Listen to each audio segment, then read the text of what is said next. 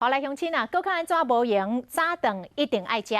美国心脏病学会期刊发表上新的研究，讲无食早顿的人，死离的心血管疾病几率悬出87%。研究嘛来显示，无食早顿会互心血管疾病复发的风险提悬4倍到5倍。好多早餐在这里。不管早顿是食中式也是西式的，只要有食就保庇。美国心脏病学会期刊发表研究指出，无食早顿的人，因为心血管疾病死亡的几率比有食早顿的是悬出87%，因为其他病因死亡的风险呢嘛悬出19%，得着心脏病几率是悬出59%，中风的几率嘛悬出至少3倍。